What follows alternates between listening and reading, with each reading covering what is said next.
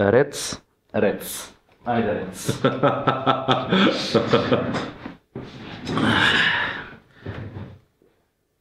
Одиме? Да, не одиме. Се историм со кафе. Сега кој работи у недела?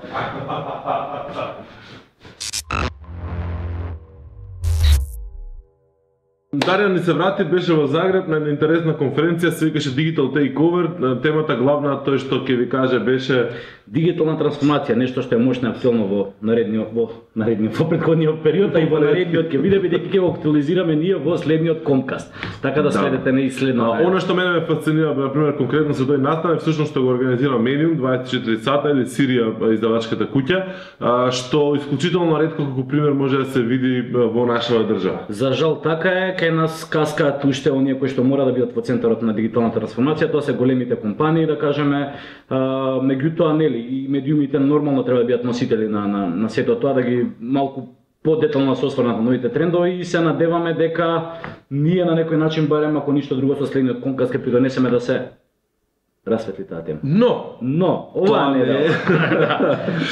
недела има нешто што е поинтересно и поради што мораме да ја скипнеме таа тема и да одиме со нешто што веќе повтор пат се јавува во Комкаст како тема на интерес и поврзана со. Значи, се обидувавме да исчитаме многу работи, да се заштитиме од премногу пропаганда, да се обидиме со мирни глави, ладни да ги расудиме работите и да констатираме дека главната тема која што не смееме да избегнеме е Cambridge Analytica, Facebook и Guardian. Па да, Guardian можеби не е во центарот на сето ова, иако е нели преку обзервер, меѓутоа да, Guardian кој што морам да кажам мало благо разочарување од начинот на кој што ги пренесува информациите поврзани со. Значи темата ни е малку да расветлиме што всушност се случило со Cambridge Analytica, односно што всушност се случува со нашите податоци на интернет и како тие се употребуваат секојдневно, не само во политичка комуникација или за кампањи во предизборни циклуси, туку и многу повеќе и пошироко. Така, па доброто во сета оваа работа што конечно ќе се развие една дискусија за тоа кои навистина податоци и траги ги оставаме со нашето дигитално присуство, на кој начин се користат и што е тоа што треба да се преземе за да не бидат злоупотребени. Добро, јас не можам да го користам толку лесно зборот злоупотребни, затоа што ние во цела ситуација многу често даваме согласност да тие така бидат искористени. И тука ќе искористиме така наречената многу актуелна и популарна фраза сега: ако ти производот е без пари, тогаш ти си производот. Така. Малце историски рана за да видиме што всушност се случувало, да влеземе во целата приказка, затоа што по медиумите имаше разноразни теми, локалните медиуми се вклучија во моментот кога Македонија беше спомната од страна на Марк Цукерберг во неговото обраќање, но тоа е далеко од она што е фокусот на речната тема. 2013 година еден аналитичар, односно истражувач на Кембридж универзитетот по име Майкл Косински всушност докажува дека врз основа на во еден научен труд преку персоналити квиз, значи класичен оние квизови кои што нели секојдневно ги гледавме на нашиот фид, бидејќи нашите пријатели ги решавале. Значи преку таков квиз научно докажува дека врз основа на лајковите што ги имаме ние кликнато на Facebook, односно на страниците кои што ги имаме лајкнато, тој може да дознае многу повеќе за нас во однос на нашите политички и други типови на афинитет. Да, имаше тука еден од муабетите, она што е битно да го спомнеме на почетокот, дека со оваа тема ние бевме прилично добро поврзани уште преклани. Така му доаѓа веќе на ове, бидејќи нели еден од луѓето од Cambridge Analytica гостуваше токму на Олвеб. Тој човек тогаш беше Chief Data Scientist, сега по последниот скандал, особено по оние, да речеме, вулгарни снимки кои што излегоа на Channel 4, Никс е сменет, Александар Никс е сменет на таа позиција и токму овој Алекс е ставен на позиција на Channel 4. Значи ние уште тогаш имавме можност да слушнеме нешто токму на оваа тема, како врз основа на лајковите кои што ги ставате на Facebook, постои можност да се профилира, нели, да ве профилираат по неколку различни параметри. Сега она што беше интересно и што беше споменато уште тогаш, понатаму се провлекуваше у некој TED токови и слично на луѓето од компанијата, е дека на пример, сега малку ќе ги парафразирам бројките, ќе карикирам, меѓутоа генерално поентата ќе биде иста.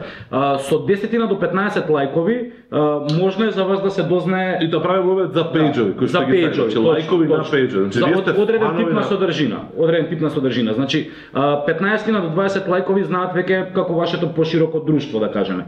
Со 30 на лајкови веќе знаат колку вашите поблиски роднини, дури семејството, 40-50 како вашите најблиски пријатели, а со 100 лајка вела дека знаат дури повеќе и од вас самите за вас. Да.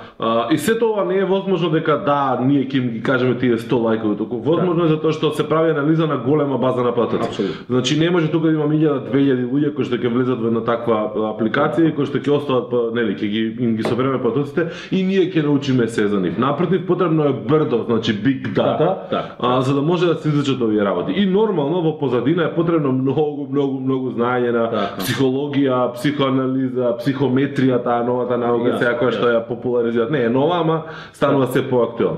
Сега, да се вратам назад. Значи го направил овој Кисински тој пейпер, докажал такво нешто и се појавил некој друг фраер кој што се вика Коген, Александар Коген, кој што му рекол ајде баце да го правиме ова ние комерцијално. Значи дај да извлечеме податоци, да правиме анализа и да ги продаваме тие работи. Кисински му рекол не сум заинтересиран за таа работа, но овој не се откажал. Седнал, направил нови апликации, собрал нови податоци и тој ги собрал во оној период во кој што Facebook имал најлиберален пристап, односно најлиберално отворени API клучеви кон девелоперите, кон програмерите. Значи, они работат на почетокот со некако обем податоци кои што се базира на 250-60 илјади лајкови. 270 се зборува, да. Да, меѓутоа врз основа на нив они стигнуваат до податоци од 50 милиони корисници. Како е тоа? Можно со тој API, значи вие му дадете пристап до сите ваши податоци, меѓутоа во исто време вие како пријател на некој на Facebook имате пристап до неговите податоци. Оваа апликација покрај тоа што ги собира вашите податоци, ги собира и податоците на вашите пријатели.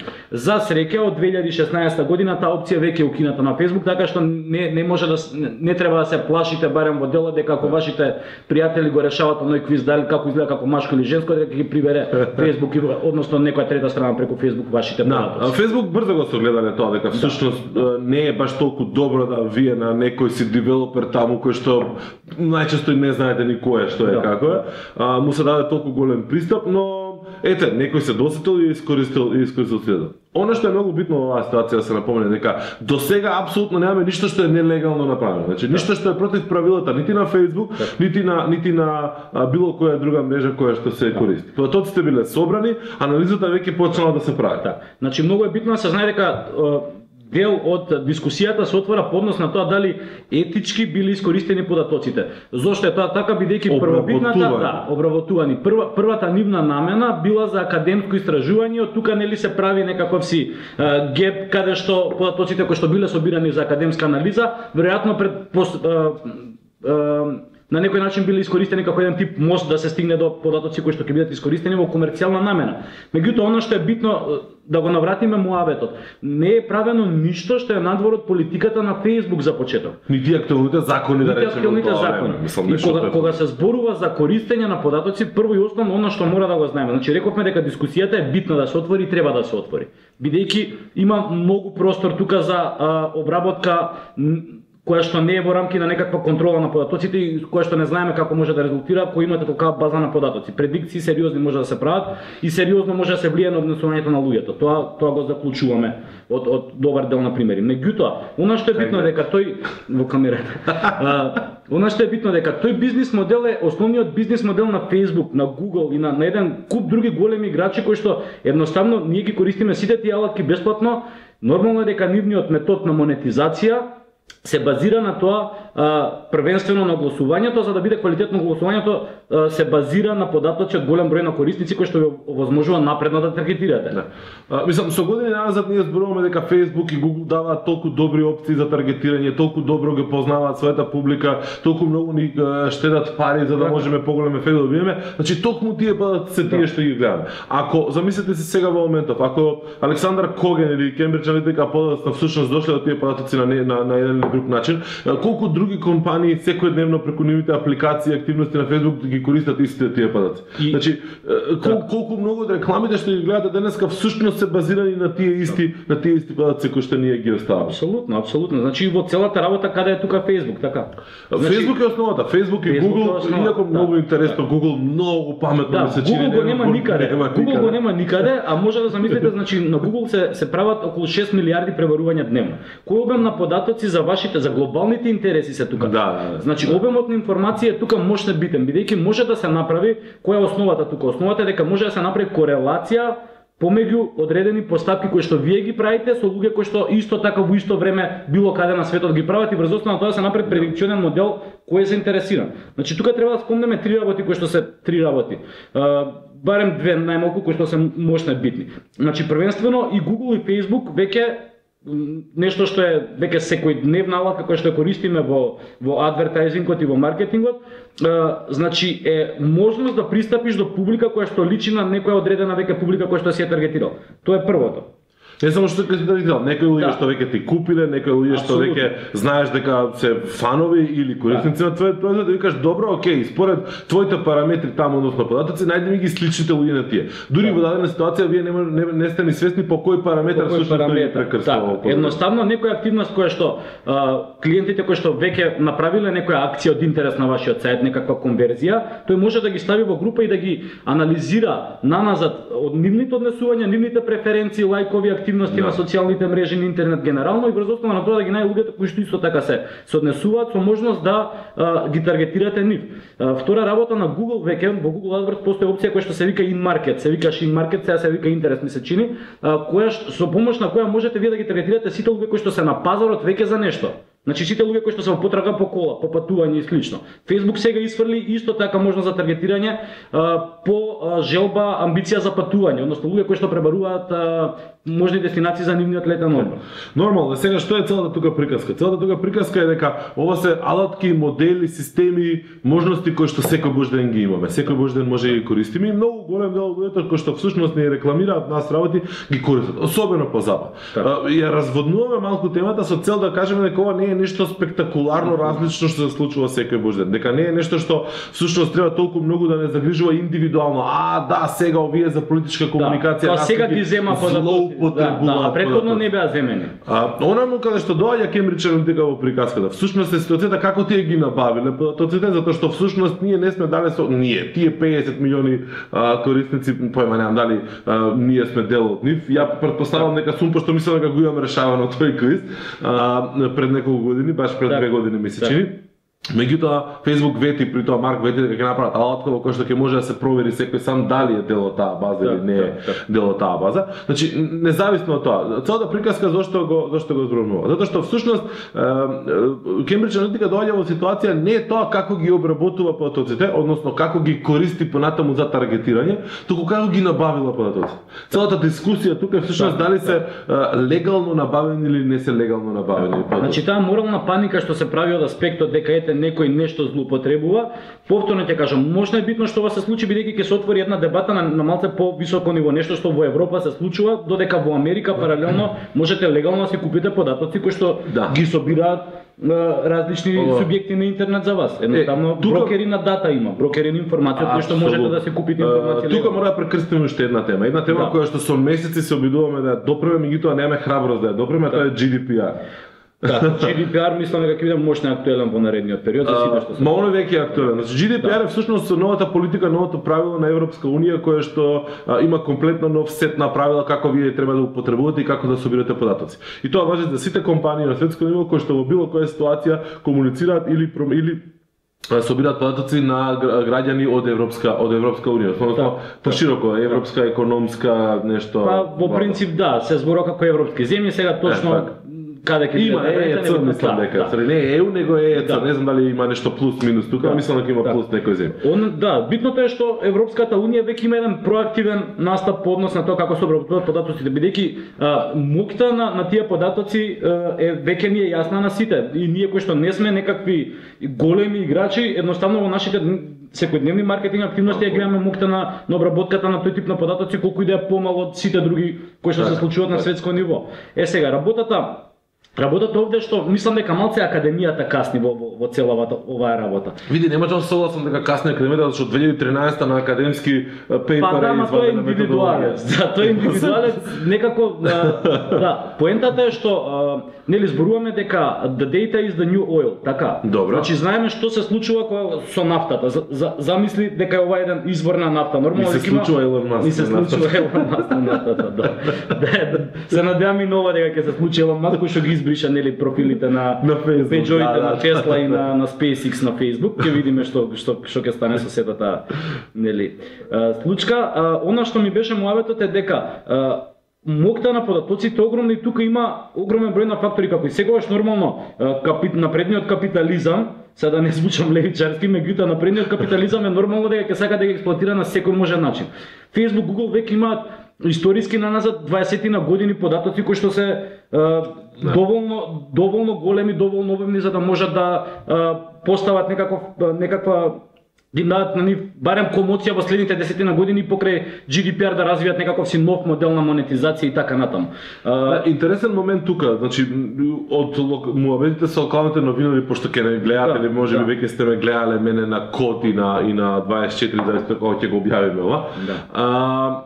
Интересен момент е што многу малкумина нели го гледале интервјуто на CNN на Марк Цукерберг и се закачија за моментот Македонија, а не ги приметија тие некои многу побитни моменти од целото интервју. Односно моментот кога Марк рече да, јас се согласувам дека треба да биде регулиран Facebook неато. Зошто не биде регулиран? Никој не вика дека не треба да биде регулиран. Меѓутоа прави момент да нема овер-регулација, односно престрога, преголема регулација. На некој начин, но всушност Марк си стави ногата во игра во која што мора да биде дел од неја ако сака да промине што. Затоа што со GDPR во Европа тие беа исфрлени и Google и Facebook на некој начин беа на периферија исфрлени, им донесоа правила, дечки овие мора да ги следите сега. И сега борбата е тие да бидат дел од телата, дел од нели тие комисии или какви да се викаат, работни групи кои што ќе ги дефинираат правилата по кои што ќе бидат регулирани Facebook и сличните сервиси на нив.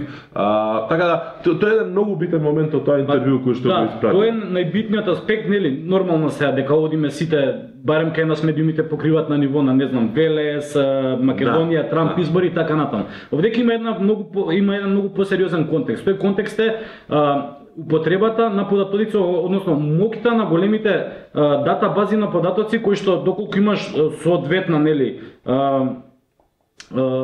соодветна моќ, едноставно соодветни знаења за анализа и хардверски софтверски можности да ги обработуваш, можат и текако сериозни предикциони модели да се изградат. Тоа е нешто што повторно ќе кажам, иако не сме толку во таа сфера, веројатно постои начин да се влијае на однесувањето на крајните корисници во одредени рамки. Апсолутно. Не е тоа волшебната фрула дека некој ќе ни свири и кидеме можеби по незе, меѓутоа има приказка се сведува на она. Денеска во име на маркетинг, во име на бизнис, цело време ние зборуваме за data driven decisions. Апсолутно. Ова е тоа. Значи нема потреба вие да предпоставувате, нема потреба да толку многу тестирате. Дури на Wall Street веќе со години наназад по големата битка е во алгоритми кои што ќе направат добро предвидување на пазарот. Во некој тотално оф топик тем имам случајно дека да речеме на Wall Street фирми кои барат на програмерска куќа да работи статистика, анализа за нив, вика еве ти податоци, значи не знам за 3 месеци назад, кажем што ќе случи четвртиот месец. И постојат компанијата која што ќе предвиди точно што се случило четвртиот месец, они ги може да бидат пошто се историски податоци, викаат вас ќе ве ангажираме, затоа што градат модел кој што има најдобра можност да предвиди што се случува нели следно. Така да сега прашањето е нели дали ова добро, дали не е добро. Каде е етиката, каде е моралот во целата приказка? Во принцип ајде сега ќе одиме со секција мета пак. Мета. Не, морам медиумите да ги плескам малку. Сакам ја медиумите глобални да ги обработам. Добро, после мета. После ќе се навратиме на мета, ајде. Значи, мојата е дека здраво за готово ги зимаме овие ситуации, оваа дигитална ера во која што се наоѓаме. Нас не е иманентно, природно, научени сме секој ден да отвараме Facebook, Google, да ги користиме сите тие работи. Значи, Google ви дава еден куп алатки бесплатни на користење и сега нели ви е малце чудно некој да ви даде толку добри работи бесплатно да не е предизборна кампања, знаеш, за локални избори. Генерално тогаш луѓето ви дава. Ја од консултантите за политичка комуникација во животот мој имам научено дека врвот на комуникацијата и врвот на најиновативните, да речеме, техники кои што се применуваат во убедување, всушност се во политичката комуникација и во рамки на тие кампањи. Сега ако ова се најсофистирираните алатки, тогаш значи дека најсофистирираната употреба на тие алатки ќе биде во рамки на политичката комуникација. Влогот веројатно таму е многу поголем него се останало. Апсолутно, апсолутно. И уште една друга работа, значи зборуваме за тоа што прават сега луѓето, нели, ги симнуваат нивните податоци од Facebook. Нормално, насока имате можност да се ги симнете податоците, да видите што е тоа што Facebook зачува. Од некои работи ќе се изненадите, од одредени броеви кои што ви ги чуваат, чатови кои што сте мислеле дека сте ги избришале, на кои листи на адвертајзери се наоѓаат и така натаму. Меѓутоа она што луѓето зборуваат дека обришат Facebook, ќе пазат како ставаат траги и така натаму. Невозможно во денешно време. Невозможно, ќе трчаш на кај ќе уклучиш GPS-от. Види претходна емисија. Да, види претходна емисија, баш така. Види претходен комент. Се она што е битно дека немојте да влегувате приказката дека од сега натаму ќе пазам и нема никаква информација никаде да дам. Невозможно. Премногу користиме телефонот, насекаде премногу активности имаме дигитални кои што ставаат траги, кои што ќе продолжиме користиме затоа што ни го леснуваат животот. Едноставно држете се до она. Немојте да правите, да објавувате, да комуницирате содржина, генерирате содржина која што и јавно не ви е лагодно да ја комуницирате. Едноставно тоа е тоа. Не правите ништо што мислите дека би ве загрозило на некој начин вашиот имидж, вашата приватност и така натаму. И сега дојдеме до делот што мене најмногу ме воодушевува, односно сакам да го дискутирам, делот на хајката медиумска против Facebook, каде што во суштина Кембридж Аналитика е жртвеното јагне. Одеднаш сега многу чудно, многу некако условно речено неочекувано големите медиуми, не само големите медиуми, светските медиуми во било каков размер му се наљутија на Facebook и почнале да го напаѓаат по сите основи. Сега почнаа да морализираат што се Facebook земал податци за нас, уште од 2014 година дека тоа било недозволиво толку многу податци да се земаат, тоа да работи така, да работи вака, да работи онака, а при тоа каде беа изминативе 2-3 години? Значи каде беа во период кога тие го користеа се до тоа. Каде беа период кога тој им носеше нив пари? Апсолутно го користат и ден денеска. Еден можете интересен пример дека читавме нели кога се разви сета оваа дискусија на The Next Web, отварам статија која што се вика Here's what you need to know about the, значи се поврзано со случајот и во исто време од десна страна ми искача толкав банер поврзан со кукис на кој што пишува еве како ние ги користиме податоците кои што вие ги оставате за да го персонализираме вашето искуство. Значи од кога видов тој банер ја this is what I need to know. Не ми треба ништо друго поише текстот да ми кажеш. Значи едноставно се они паметуваат малце на тема, гледајте што све се прави со вашите податоци и во исто време они ги користат максимално за да нели да го персонализираат моето искуство. Значи кои податоци тебе ти треба за да го персонализираш моето искуство. Значи целата приказка е што не викаме дека, ја не мислам дека тоа што го пишуваат оние погрешно дека не е точно. Меѓутоа многу индикативно како одеднаш забораваме новинарските правила, како ги осудија и Кембридж Аналитика и Facebook, како се впуштија во хајка на тоа delete Facebook, Facebook is dead, Facebook is bad и такви некои работи во ситуација во кои што апсолутно ништо правно технички не беше докажано. И се уште не е докажано. Значи само да направиме некои работи појасни. Кембридж Аналитика по барање на Facebook, ако по дојава на Guardian пред една година доставиле документ дека ги избришале податоците со кои што располагаат. Година дена покасно Channel 4 доаѓа со свиркач кој што вика има податоци нешто поише, дека не ги избришале податоците, апсолутно никаков доказ не вади. Свиркачот беше прилично тенок. На муавет ама доволно искра за да го запали целиот муавет. Така.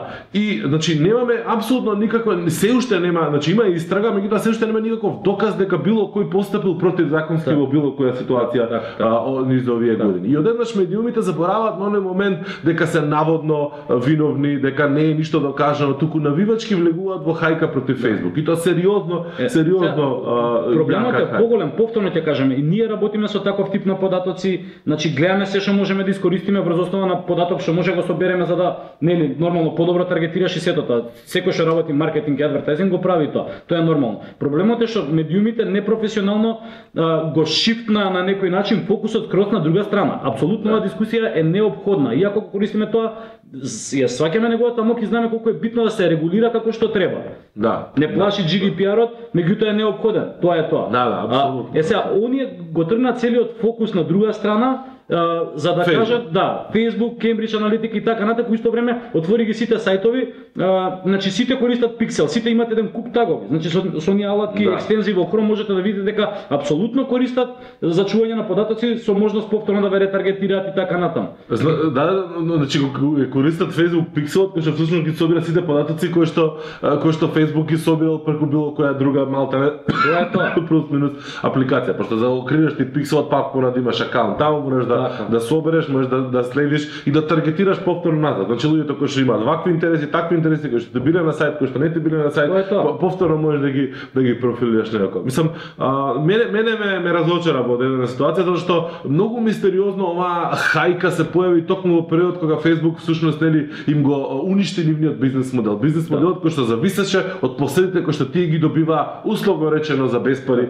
од Facebook. Сега Facebook нече нема веќе без пари посети, нема да може да толку лесно живеете на мојот грб, ќе треба да си платите или ќе треба да размислите различно и тука сега нивниот модел се разниша комплетно. Кај издавачите беа многу погодени, најпогодени беа. Тоа сме го дискутирали предходно, издавачите односно медиумите беа најпогодени, некои од нив дури затворија комплетно, меѓутоа ќе им треба време да променат својата стратегија за да не зависат толку многу од Facebook колку што зависат, затоа што сега нивниот бизнес модел беше нарушен. И сега одеднаш после неполни 2 месеци или полни 2 месеци хајка, Facebook нече. Ја мислам дека им се погоди моментот. Го искористија моментот колку било претходно оркестрирано, не знаеме, ама се погоди многу добро моментот зашто целата приказна со Кембриџ Трамп, сите работи, прекрасен контекст да се изгради една снимките кои што ги извади Канал 4 се од пред 4 месеци ми се чини.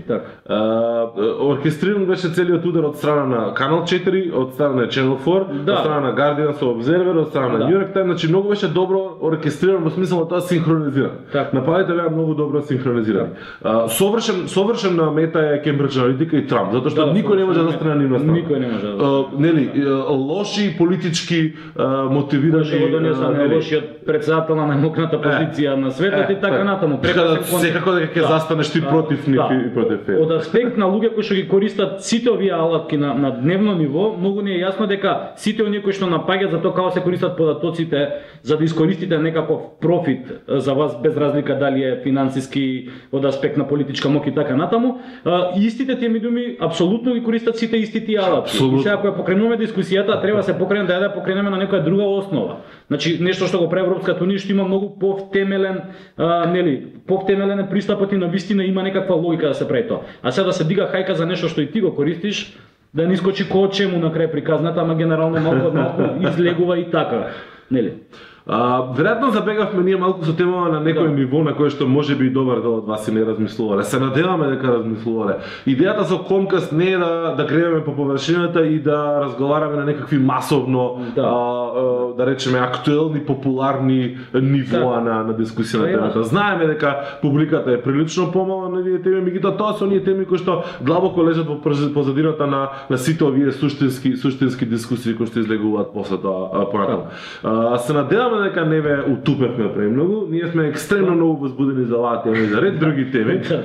Читаме премногу работи и сакаме да ги споделиме, затоа ако сакате да слушате и гледате вакви теми понатаму, subscribe. Кликнете subscribe и дајте предлог што да снимаме, на која тема, пријавете се како гости. Најавивме дигитална трансформација, можеби не дали следното видео, може ќе биде тоа после него, пошто од следното ќе видиме ќе патуваме во Тирана, па ќе правиме класичен влог, можеби ќе видиме. Сакаме да зборуваме за GDPR, меѓутоа не се чувствуваме доволно подготвени да зборуваме на таа тема. Ако знаете некој или можеби вие сте тој кој што ја познава темата или бил соочен да се подготви за оваа тема, будете на гости. Билјана ни е најавена дека треба да е на гости за да правиме мовет малце поише за SEO и слично, така да тоа ни е у Q. И секако чекаме други теми и други предлози. Толку. Ги поздравуваме. Чао.